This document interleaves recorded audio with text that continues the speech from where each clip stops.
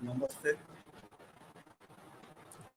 Indira Gandhi open યુનિવર્સિટીની અંદર સ્વયંપ્રભા ચેનલમાં આપ સૌનું સ્વાગત છે. આજે આપણે યુરોપના ઇતિહાસની અંદર બિસ્માર્કની વિદેશ નીતિના સંદર્ભની અંદર વાત કરીશું. આપણે જોયું કે બિસ્માર્ક ખૂબ ચતુર હતું. તેની નીતિ કૂટનીતિ તરીકે જાણીતું છે.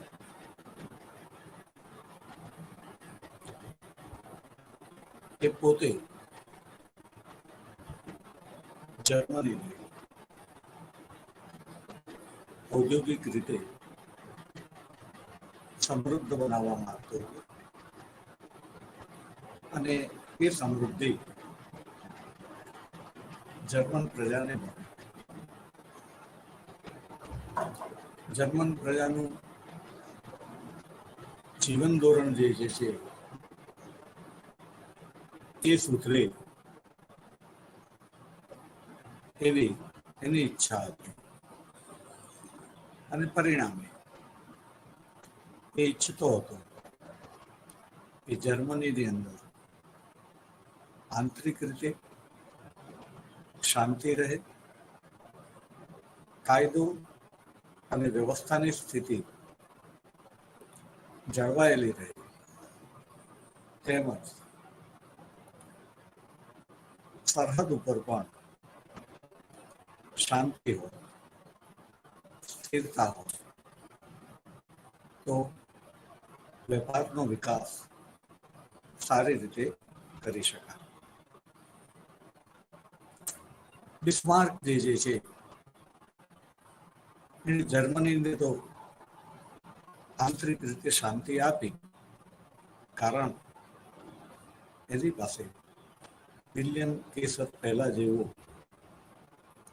ખૂબ જ સરસ અને સક્ષમ રાજા હતો. પરંતુ વિદેશ નીતિની આપણે વાત કરીએ તો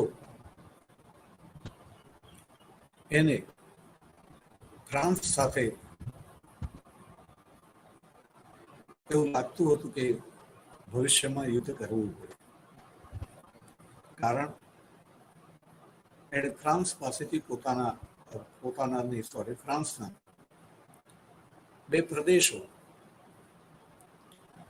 આલ્સેસ અને લોરેન એ લઈ લીધા હતા. આ બે પ્રદેશો ફ્રાન્સ એની લાક્ષણિકતા પ્રમાણે પાછા મેળવ્યા વગર શાંત બેસી રહે તેમ ન હતું. પરિણામે એણે આંતરરાષ્ટ્રીય રાજકારણની અંદર ફ્રાન્સને મિત્ર વિહોણું, અને મિત્ર વિહોણું કોઈ પણ દેશ હોય નિર્બળ હોય, એટલે કે એ રીતે મિત્ર વિહોણું બનાવીને રાખીને એ ફ્રાન્સને એકલું અટલું આંતરરાષ્ટ્રીય રાજકારણમાં પાડીને એને નિર્બળ બનાવવા માંગતો હતો. એના માટે એણે સૌથી પહેલા ઓસ્ટ્રિયા સાથે સંધિ કરી અને બે રાજાઓનો, બે રાષ્ટ્રોનો સંઘ બનાવ્યો. ત્યારથી જૂથબંધીની શરૂઆત થઈ અને ઘણા વિદ્વાનો પ્રથમ વિશ્વયુદ્ધ માટે બિસ્માર્કની જૂથબંધીની નીતિ જે છે એને જવાબદાર ગણે છે. આ જૂથબંધીને કારણે જ બીજી અનેક બાબતો પ્રથમ વિશ્વયુદ્ધના જવાબદાર પરિણામ પરિબળ તરીકે અસ્તિત્વમાં અને પ્રથમ વિશ્વયુદ્ધ જે છે બનીને રહ્યું. એટલે કે વિદ્વાનોની દ્રષ્ટિએ પ્રથમ વિશ્વયુદ્ધ માટે બિસ્માર્કની આ જૂથબંધીની નીતિ જવાબદાર હતી. એણે જે જૂથબંધી કરી હતી એની અંદર જે બે દેશો વચ્ચે શરતો કરી હતી, સંધિ કરી હતી, એ સંધિની શરતો જે છે ગુપ્ત હતી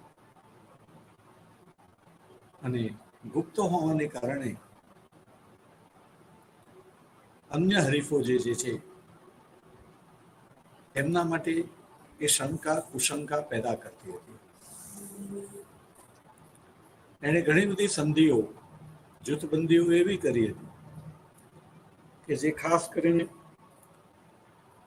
વેપાર વિષયક હતી. એમાં કોઈ જે રાજનીતિ ન હતી, પરંતુ શરતો ગુપ્ત હોવાને કારણે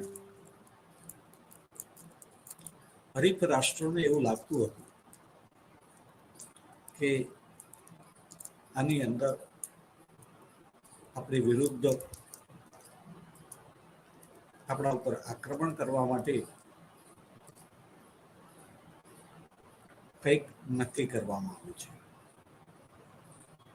અને પરિણામે એવું કંઈ આક્રમણ થાય તો એ હરીફ દેશને પોતાની સુરક્ષા માટે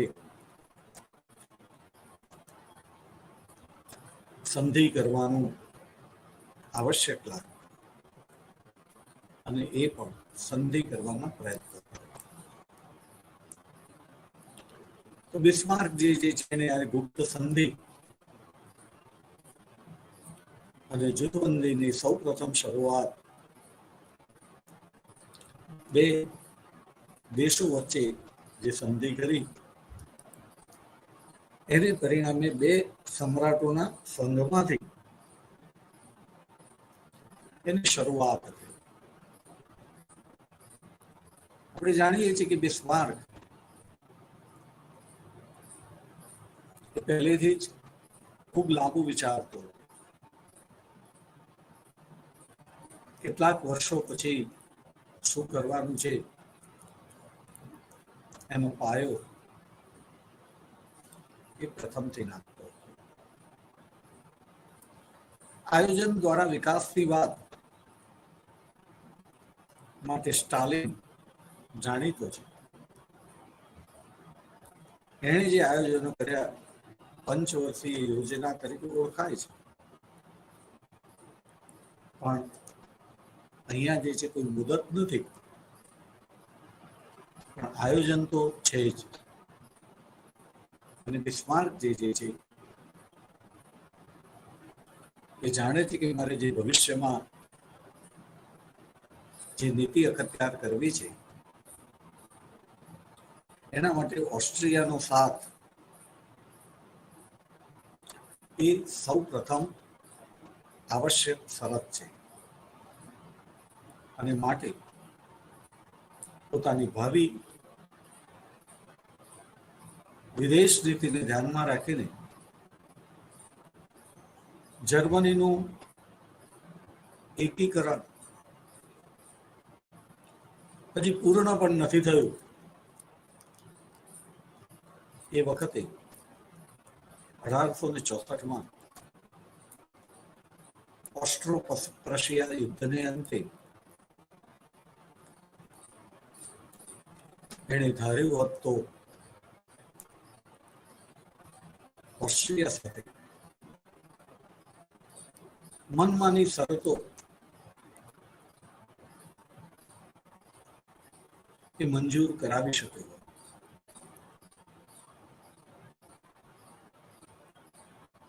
પરંતુ એણે ઓસ્ટ્રિયાને ખૂબ ઉદાર શરતો સાથે સંધિ કરી. ઓસ્ટ્રિયાનો પરાભવ થયો હોવા છતાં ઓસ્ટ્રિયા એનું દુશ્મન ન બન્યું, કારણ કે બિસ્માર્કની ચતુરતા હતી. એ સંધિ વખતે એને જે દૂરંદેશીતા અપનાવી હતી, દર્શાવી હતી, એ દૂરંદેશીતા જવાબદાર હતી. અને એણે એ જ વખતે નક્કી કર્યું કે કોઈ પણ સંજોગોની અંદર ઓસ્ટ્રિયા સાથેના એના સંબંધો એ સુવાળા જ રહેવા જોઈએ. અને એ રીતે એણે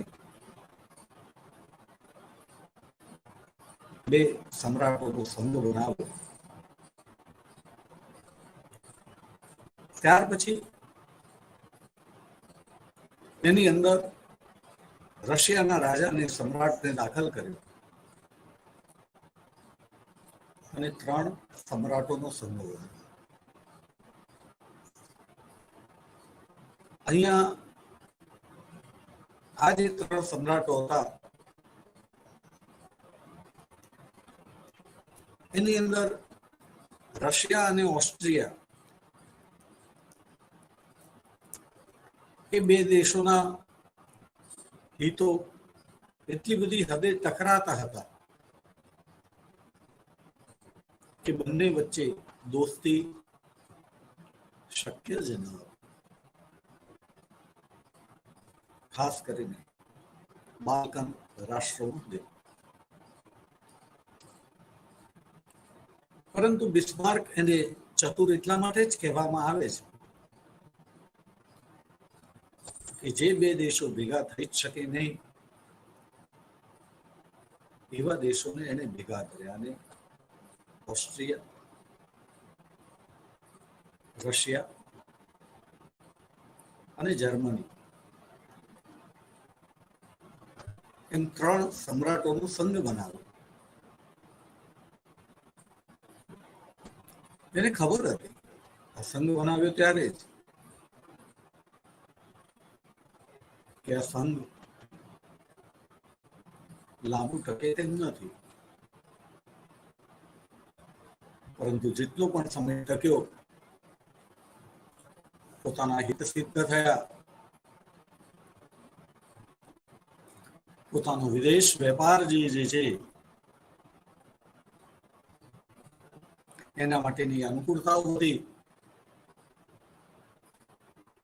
એ એનો ધ્યેય હતો. અને એ રીતે એને 3 સમ્રાટોનો સંઘ બનાવ્યો. અને એની ધારણા મુજબ એ સંઘ લાંબો ટક્યો નહીં. ઓસ્ટ્રિયા અને રશિયાના આર્થિક હિતો ટકરાતા હતા એટલે એ બંનેની વચ્ચે મતભેદ થયા. મતભેદ થાય ત્યારે 3 મિત્રો હોય ને મતભેદ થાય બે વચ્ચે ત્યારે ઓટોમેટિક ત્રીજો મિત્ર જે છે એ લબાદની ભૂમિકામાં આવી જતો હોય છે.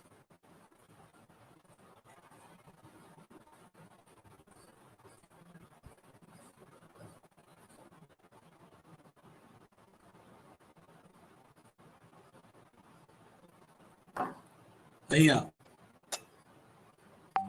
બિસ્માર્કે બે વચ્ચેના ઝઘડામાં લવાદગીરી કરી, પરંતુ જાણી જોઈને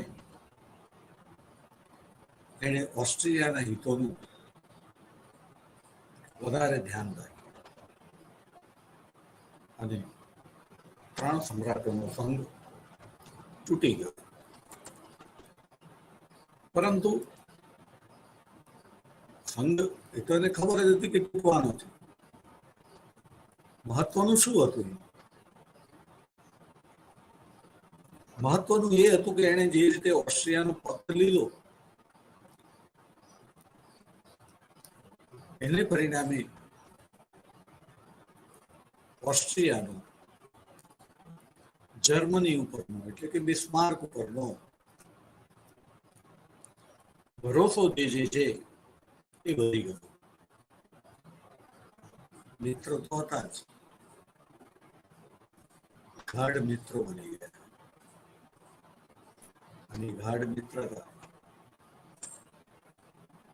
પ્રથમ વિશ્વ યુદ્ધમાં હૃદય યુદ્ધમાં પરાજય થયો. ત્યાર પછી પણ મિત્રતા રહી. ઓસ્ટ્રિયાની પ્રજા હિટલરના સમયમાં જર્મનીની અંદર જોડાઈ જવાનું પસંદ કરે છે અને ઓસ્ટ્રિયાનું જર્મનીમાં વિલીનીકરણ કર્યું.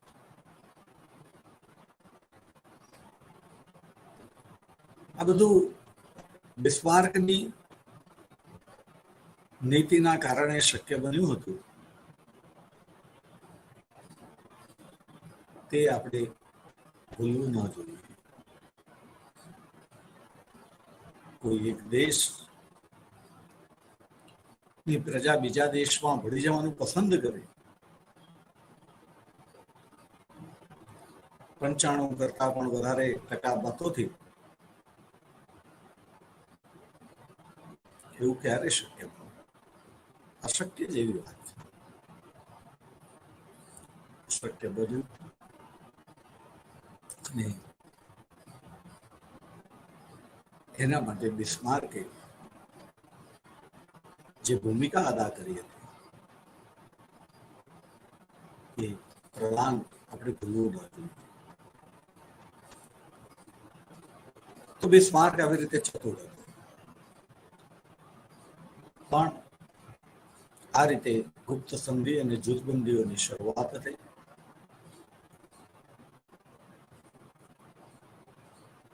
સાથે સાથે બિસ્માર્કની નીતિ આપણે જાણીએ છીએ,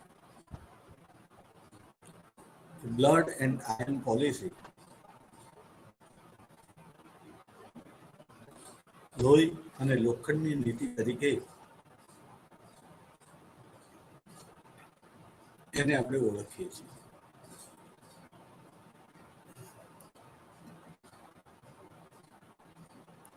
બિસ્માર્કે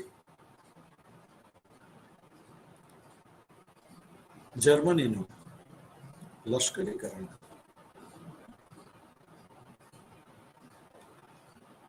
જર્મનીને લશ્કરી દ્રષ્ટિએ મજબૂત બનાવ્યું અને એને પરિણામે યુરોપમાં લશ્કરવાદ ઉભો થયો.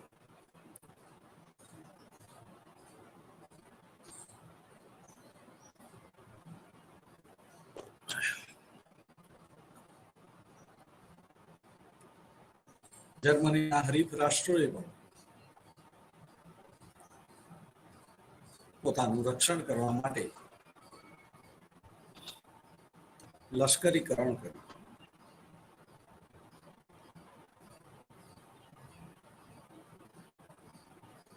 આપણે અહીંયા યાદ રાખીશું કે બિસ્માર્ક આ બધું કોઈના ઉપર આક્રમણ કરવા માટે કરતો ન હતો. બિસ્માર્કનો પોતાનો હેતુ શાંતિ પ્રસ્થાપિત કરવાનો હતો. કોઈ પણ પ્રકારનું યુદ્ધ કરવા માંગતો ન હતો. પણ સાથે સાથે એના હેતુને બીજી રીતે કહીએ તો અન્ય કોઈ દ્વારા જર્મની ઉપર યુદ્ધ કરવાનો વિચાર પણ કરવામાં આવે તો એ શક્યતાને જીરો કરી દેવા માંગતો હતો, ખતમ કરી દેવા માંગતો હતો, નાબૂદ કરી દેવા માંગતો હતો.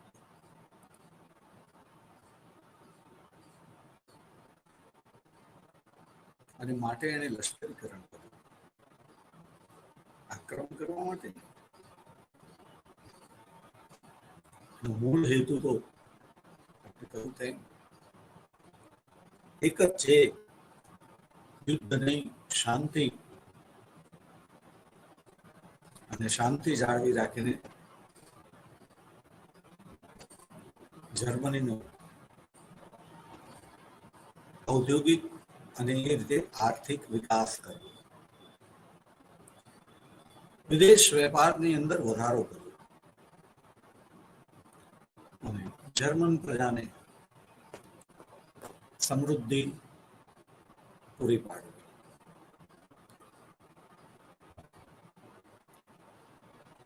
એ જ્યાં સુધી સત્તા ઉપર રહ્યો એ એની નીતિની અંદર સફળ રહ્યો. એને કોઈ યુદ્ધ ન થવા દીધા. એના સમયમાં એક જ યુદ્ધ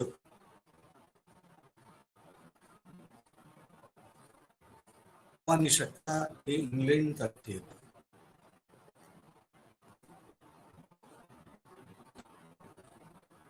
ઇંગ્લેન્ડ દેશાએ જર્મનીને લલકારી શકે, પરંતુ બિસ્માર્ક આપણે કહ્યું કે મૂળ હેતુ શાંતિનો છે. પરિણામે એણે એવી નીતિ અપનાવી હતી કે જેથી કરીને પોતાનાથી જે નિર્બળ છે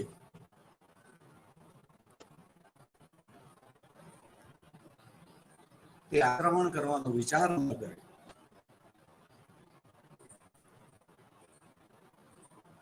અને પોતાનાથી જે સબળ છે એની સાથે એવી રીતે મિત્રતા કરવી કે એમને એવું લાગે કે જર્મની ક્યારેય એમના માટે ભયરૂપ સાબિત થવાનું નથી, માટે મિત્રતા બને અને મજબૂતાઈ પણ રહે. એ ઇંગ્લેન્ડ સાથે નૌકા દળ બાબતે, નૌકા જહાજો બાબતે, યુદ્ધ જહાજો બાબતે, સામુદ્રિક યુદ્ધ જહાજો બાબતે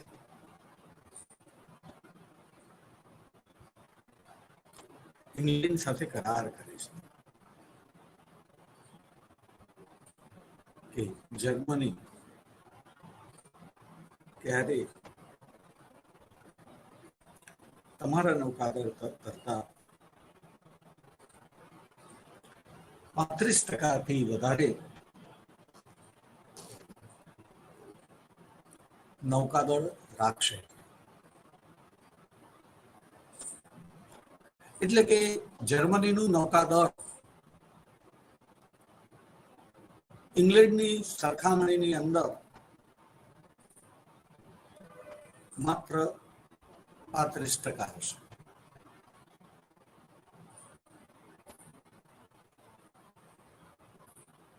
ઘણાને પ્રશ્ન થાય શા માટે 35%? 50% હોય તો ઓછું જ કહેવાય. ઇંગ્લેન્ડ કરતા 70% રાખ્યું હોય તો પણ ઓછું જ કહેવાય. પણ વિદ્યાર્થી મિત્રો, યુદ્ધની અંદર એવો નિયમ છે કે જેને એટેક કરવો હોય એની પાસે, જેના ઉપર એટેક કરવો હોય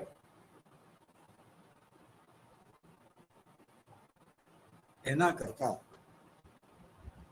3 ગણી તાકાત જોઈએ. 35 એટલે આશરે 100 નો 3 ભાગ, 33 * 99, 33.33 પોઈન્ટ સમથિંગ.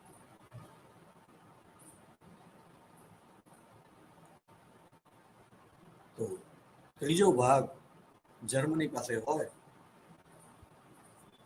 તો ઇંગ્લેન્ડ એટેક કરી શકે જર્મની ત્રીજા ભાગની શક્તિથી ઇંગ્લેન્ડ ઉપર એટેક કરે તો અશક્ય હતું. સાથે સાથે જર્મનીએ 35% એટલા માટે રાખ્યા હતા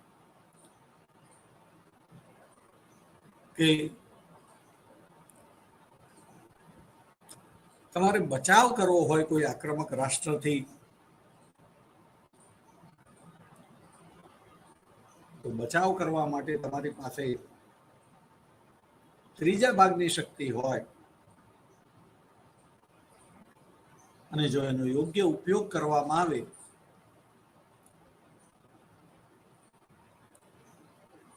તો સારી રીતે બચાવ કરી શકાય. એટલે કે બચાવ કરવા માટે ઇંગ્લેન્ડ પણ કદાચ એની ધારણા ખોટી પડે અને આક્રમણ કરે તો જર્મની ઇંગ્લેન્ડની લશ્કરી તાકાતનો પણ બચાવ કરી શકે. તો આ રીતે ઇંગ્લેન્ડ સાથે પણ એણે જે આ સંધિ કરી નૌકાદળની 35% જહાજોની, એ પણ બતાવે છે કે આક્રમણ કરવાની એની ઈચ્છા નથી.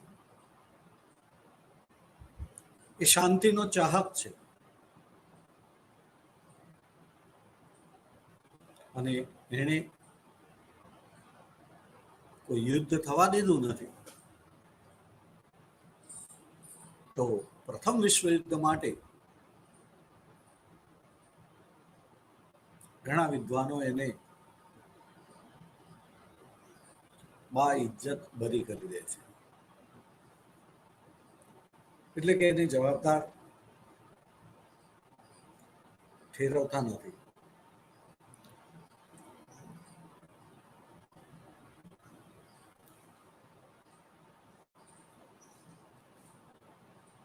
તો આ રીતે આપણે યાદ રાખીશું કે બિસ્માર્ક એને શાંતિ જાળવી રાખી, જર્મનીને સમૃદ્ધ બનાવ્યું, પરંતુ 1888 અંદર વિલિયમ કેસર પહેલા પછી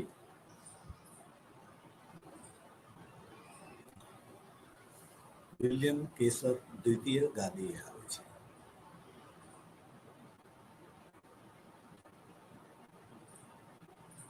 યુવાન છે. એનો ઉછેર એક એવા સમયમાં થયો છે કે જેમાં જર્મની નિર્બળ નહીં પરંતુ સબળ જર્મની હતું.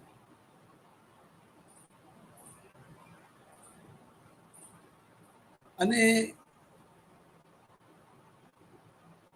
એ સબળ જર્મનીની અંદર ઉછરેલો રાજપુત્ર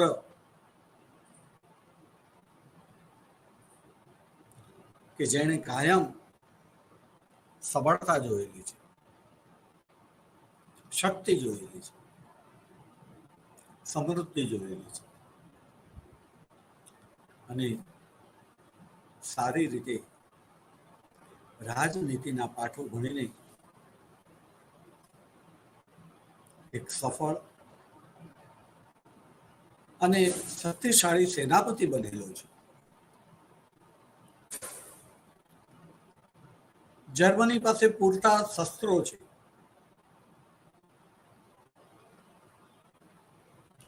ત્યારે એ વિલિયમ કેસર દ્વિતીય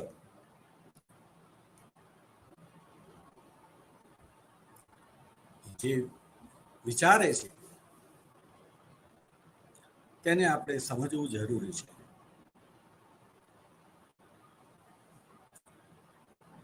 એવું કહેવાય છે કે માનવી જે છે એ કશું નવું કરતો નથી. એ ફક્ત પોતાની પરિસ્થિતિને ધ્યાનમાં રાખીને પ્રત્યાઘાત આપે છે.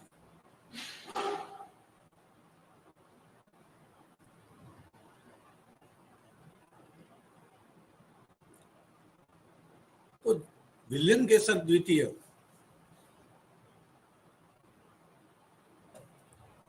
એ એવા વાતાવરણમાં ઉછર્યો હતો અને એવી રીતે ઉછર્યો હતો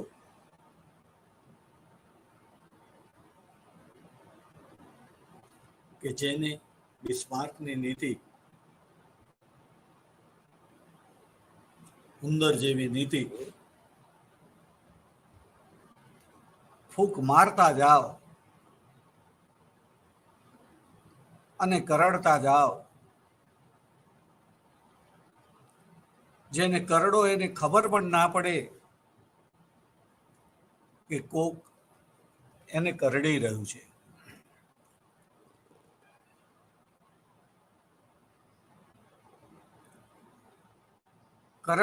કરડનારને પણ સારું લાગે, ફૂંક મારવામાં આવે, ઠંડક લાગે. એમ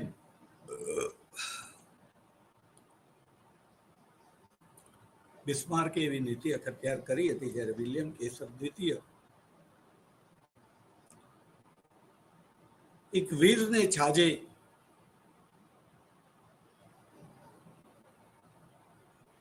એવી વાતો કરે છે. શક્તિશાળી છે, શક્તિ ઉપર વિશ્વાસ છે, ગુમાન છે, ગર્વ છે, અને માટે જે જોઈએ છે તે હકથી માગીને લેવાની વાત કરે છે. છાસ લેવા જેવું ને દોણી છુપાવી એ નીતિમાં એ માનતો નથી. જે જોઈએ તે કહી દેવાનું કે આમને જોઈએ છે, અમને એ આપી દેવામાં આવે, અને ન આપવું હોય તો યુદ્ધ માટે તૈયાર રહો. એની આક્રમક નીતિને પરિણામે બિસ્માર્કના વડાપ્રધાન તરીકે ગયા પછી યુરોપના રાજકારણની અંદર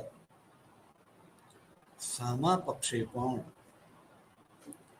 જૂથબંધીઓ અને ગુપ્ત સંધિઓ જે છે એ શરૂ થઈ ગઈ.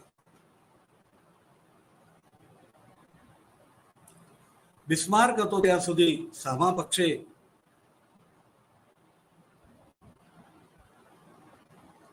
સંધિઓ નથી થઈ.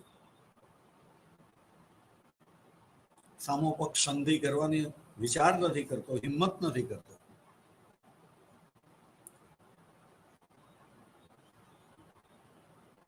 પરંતુ કેસર દ્વિતીયએ પોતાની મનીષા, માગણી, ઈરાદાઓ એ કંઈ પણ છુપાવ્યા વગર સ્પષ્ટ રીતે જાહેર કરી. જે ઇંગ્લેન્ડ સાથે બિસ્માર્કે મિત્રતા રાખી હતી, એ ઇંગ્લેન્ડ દુશ્મન બને એવી નીતિના ભાગરૂપે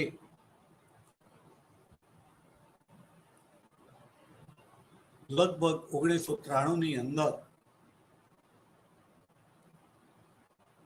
નૌકા ધારો જર્મની માટે પસાર કર્યો.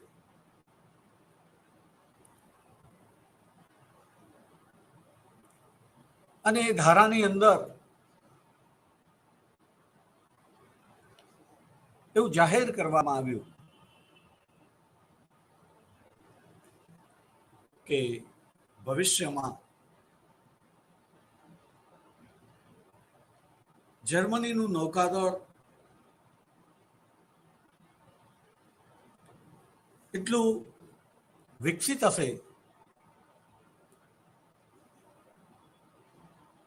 કે વિશ્વની, ખાસ કરીને યુરોપની મહાનમાં મહાન શક્તિ પણ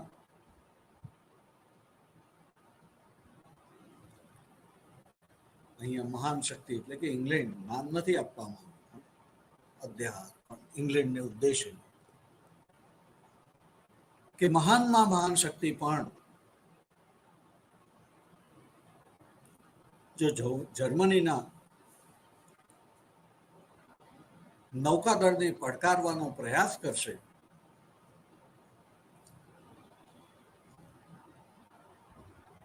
તો એની મહાનતા સામે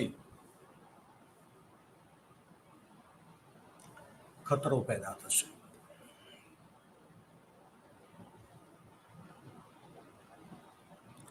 બિસ્માર્કની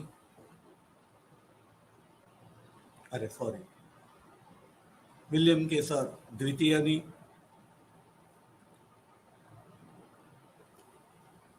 આ પ્રકારની નીતિને કારણે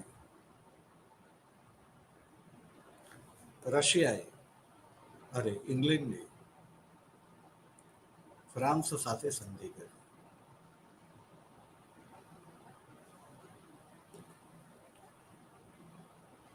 પાછળથી રશિયા સાથે કરી અને ઇંગ્લેન્ડ, ફ્રાન્સ અને રશિયાના 3 સમ્રાટોનો સંઘ બન્યો, જે ટ્રિપલ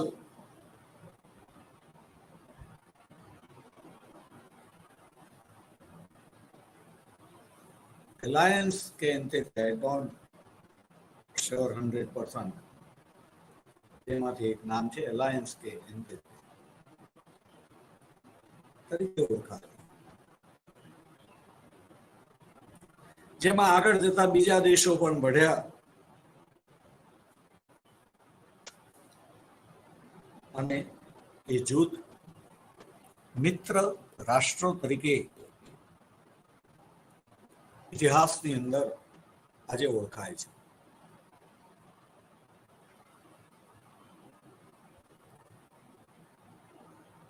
જર્મનીએ રશિયા જે છે પેલી બાજુ જતું રહેતા ઇટાલી સાથે સંધિ કરી હતી. ઇટાલી, ઓસ્ટ્રિયા, જર્મની અને એ દેશોનું જૂથ ધરી રાષ્ટ્રો તરીકે ઓળખાયું. કારણ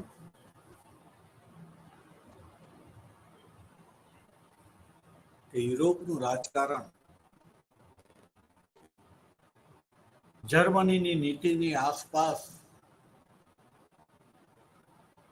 બિસ્માર્કના સમયથી જ ફરતું હતું. યુરોપના રાજકારણના કેન્દ્રની અંદર જર્મની અને બિસ્માર્ક આવી ગયા હતા.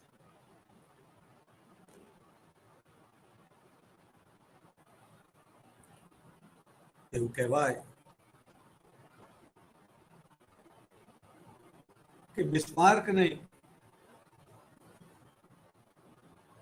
જો છીંક આવે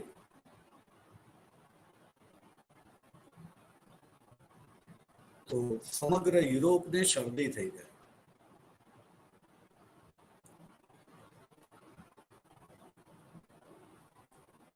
તો આ અર્થની અંદર આપણે સમજીશું કે જર્મની એ ધરી હતું અને એનું જૂથ એ ધરી રાષ્ટ્રોના જૂથ તરીકે ઇતિહાસની અંદર પ્રસિદ્ધ છે, કારણ કે યુરોપનું રાજકારણ એની આસપાસ ફરે છે.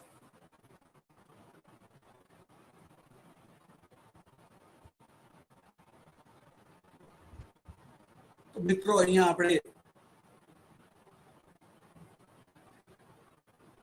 જે બિસ્માર્કના સમયથી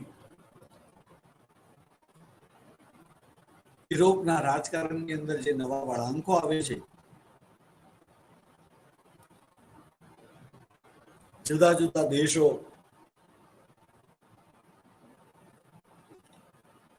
જુદા જુદા દેશ સાથે જૂથ બનાવે છે,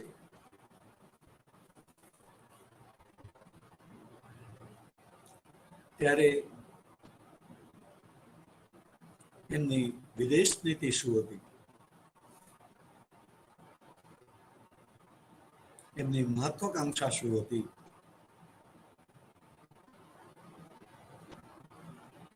એ સ્પષ્ટ કરવું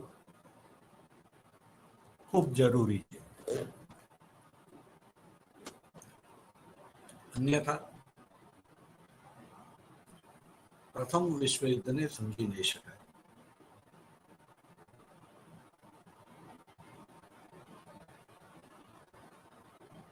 ઘણા વિદ્વાનોના મતે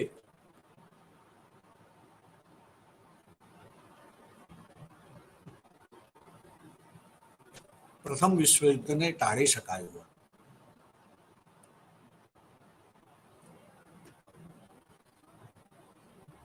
યુદ્ધને બદલે ટેબલ ટોકથી, ચર્ચા વિચારણાથી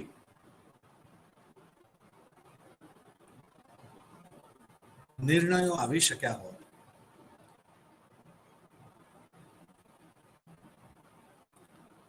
પ્રથમ વિશ્વ યુદ્ધ કે જેને જે વિનાશ વેર્યો,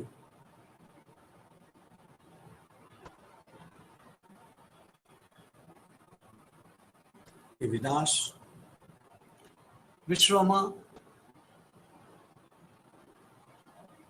એવો વિનાશ હતો કે એ પહેલા ક્યારે આવા મોટા પાયા ઉપર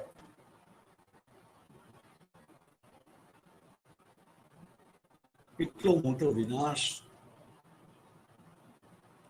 થયો.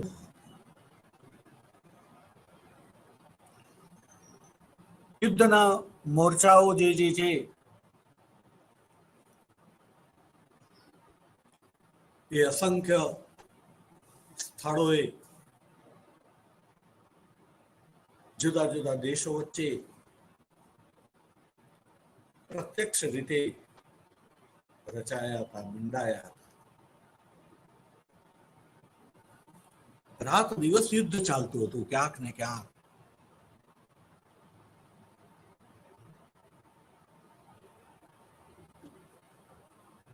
યુદ્ધના વ્યૂહો સતત ગોઠવાતા હતા, બદલાતા હતા, અને એ પ્રમાણે સૈનિકોના મોરચાઓ પણ પેંતરા લેતા હતા.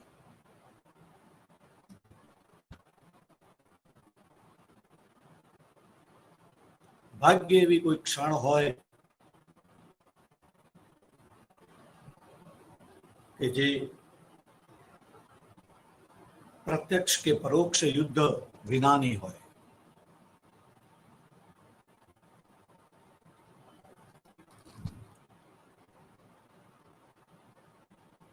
આવું આ મહાભયાનક યુદ્ધ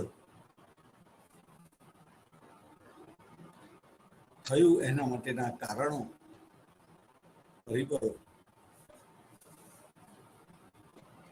એ સમજવા અત્યંત આવશ્યક છે. કારણ માનવજાત એને ઇતિહાસની અંદરથી સતત બોધપાઠ લેવાનો હોય છે.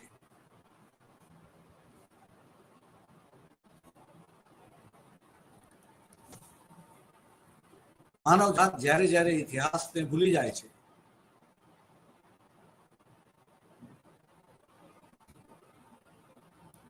બોધપાઠને ભૂલી જાય છે, ત્યારે પુનઃ યુદ્ધને નોતરે છે,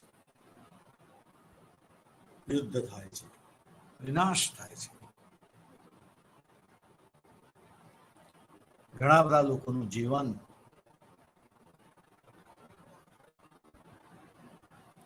નેસ્ત નાબૂદ થઈ જાય છે. મૃત્યુ પામનારા તો મૃત્યુ પામે,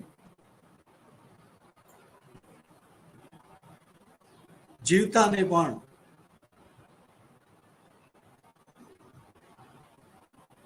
મૃત અવસ્થાની અંદર જીવવું પડતું હોય.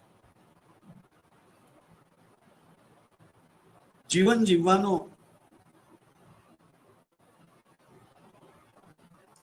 ઉત્સાહ ખતમ થઈ ગયો. યુદ્ધે આપેલી પીડા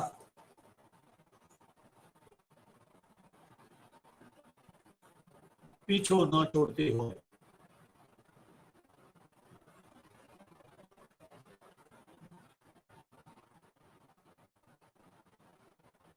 ત્યારે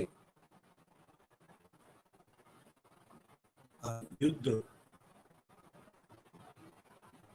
એને સમજવું અતિ આવશ્યક છે. કારણ કે વર્તમાન પેઢી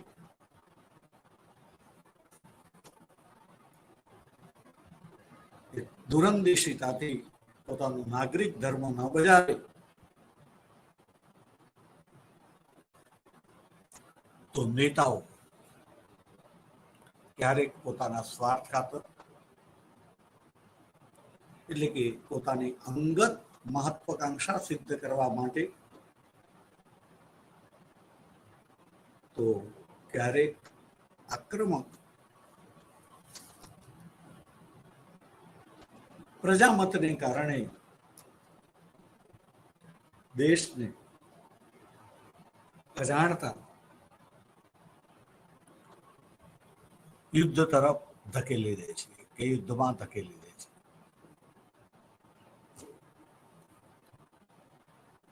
અને એ વિનાશ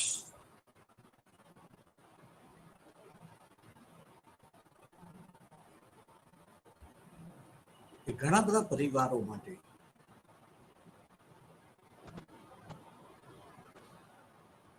ઘણા બધા વર્ષોની મહેનતને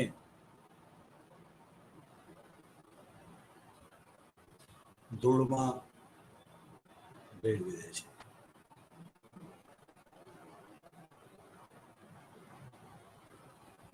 ફરીથી એ સ્થિતિ પ્રાપ્ત કરતા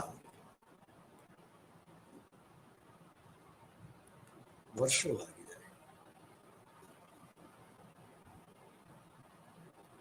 ત્યારે યુદ્ધ રોકાવું જોઈએ. અને ઘણા લોકો કહે કે આમ કર્યું હોત તો આપણે અહીંયા ચર્ચા કરીએ કે એ લોકો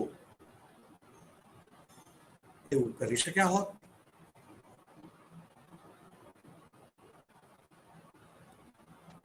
તો આપણે સૌથી પહેલા ઓસ્ટ્રિયાની મહત્વાકાંક્ષાની વાત કરીશું. કરેલી જ છે આપણે, પણ બહુ ટૂંકમાં,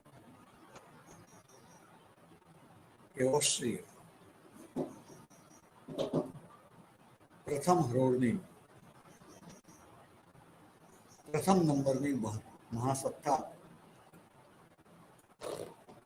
મેટરનિકના સમયમાં હતી, જે હવે પ્રથમ નંબર ગુમાવીને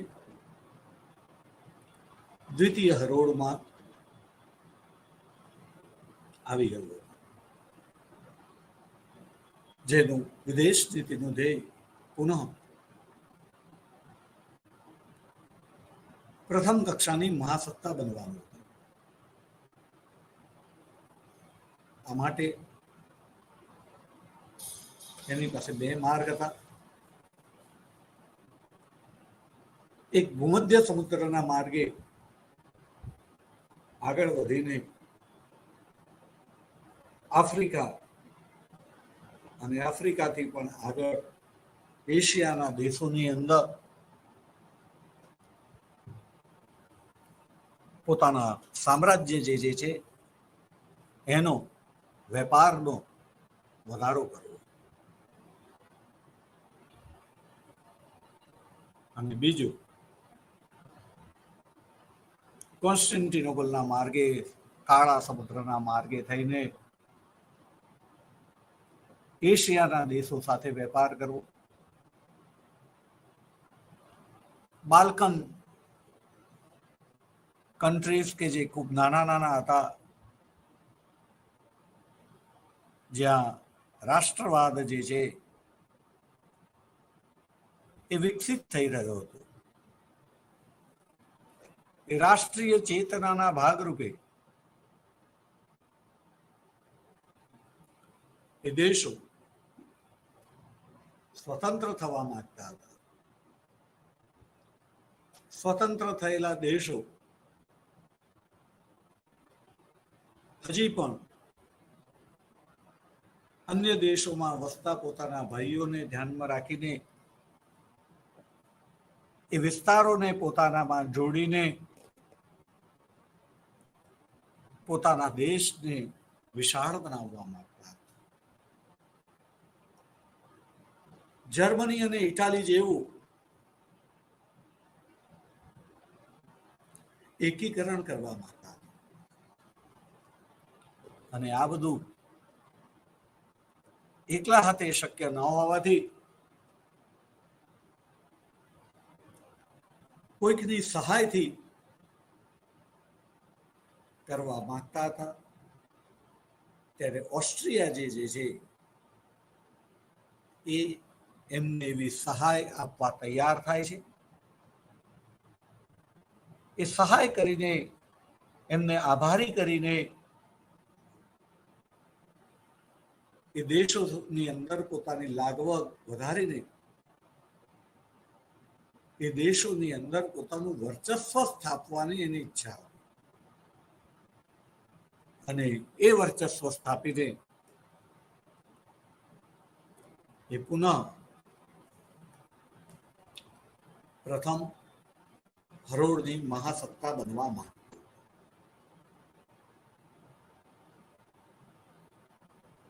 એમાં એને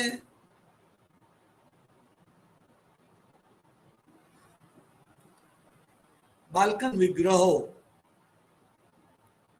1908માં થયા અને 1912માં થયા. એ વખતે સફળતા મળી હતી.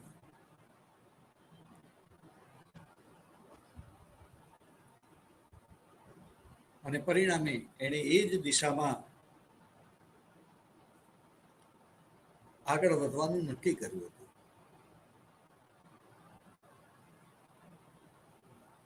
આપણે જાણીએ છીએ કે પ્રથમ વિશ્વયુદ્ધનું તાત્કાલિક કારણ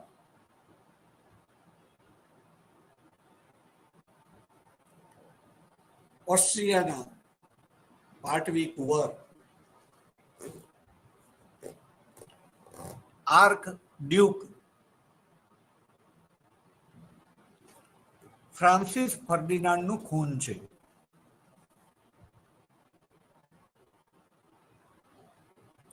આ ખૂન ક્યાં થયું હતું?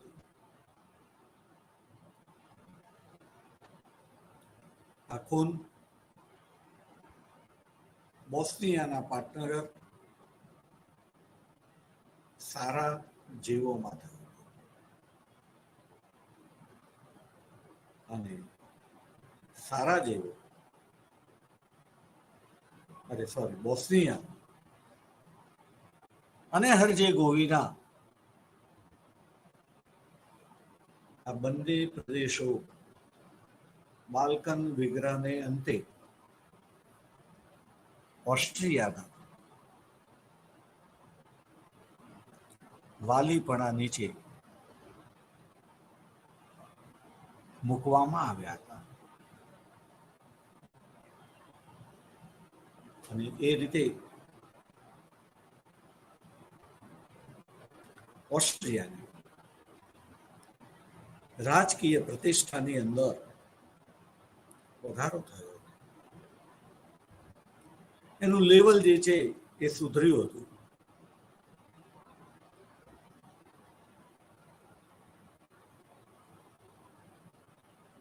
આ ઉપરાંત સર્બિયાની વિદેશ નીતિ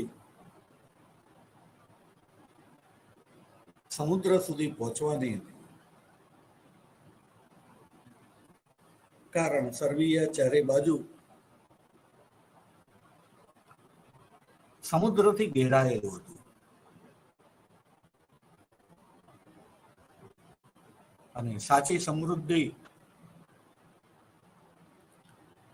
વિદેશ વેપારથી આવતી હતી ને એ વખતનો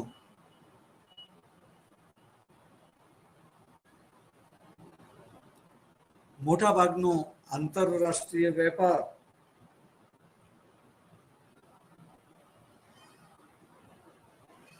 એકમાત્ર સમુદ્ર માર્ગે જ ચાલતો હતો.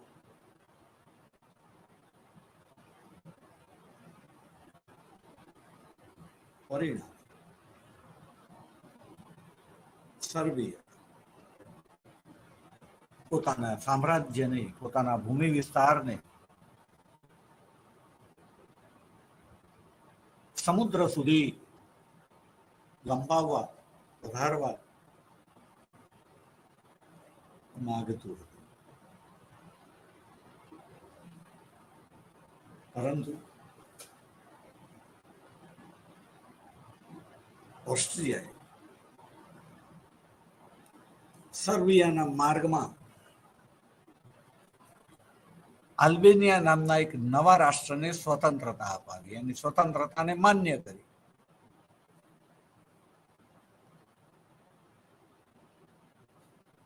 આ એક એવું કાર્ય હતું કે ગુફાની આગળ પથ્થર મૂકી દેવામાં આવે તો ગુફાની અંદર રહેલો વ્યક્તિ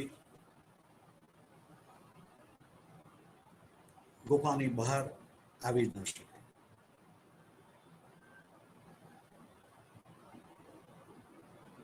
અને એ રીતે સર્બિયા જે છે સમુદ્ર સુધી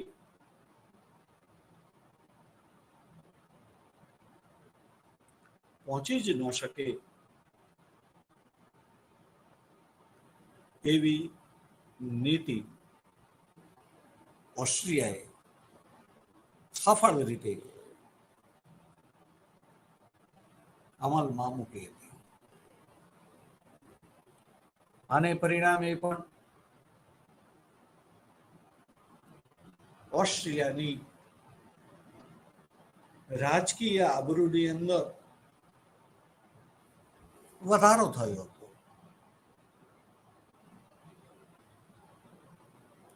તો આ હતી ઓસ્ટ્રિયાની વિદેશ નીતિ.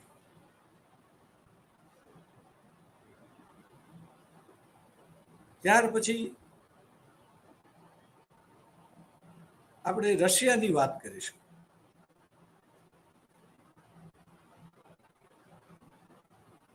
કે રશિયા જે છે એની મહત્વાકાંક્ષા શું હતી?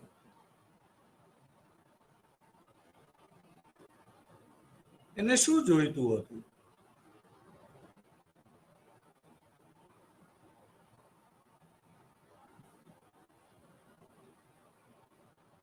તો રશિયા જે છે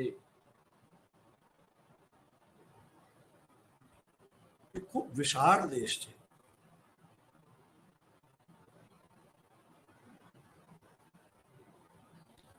બે ખંડોમાં પથરાયેલો દેશ છે.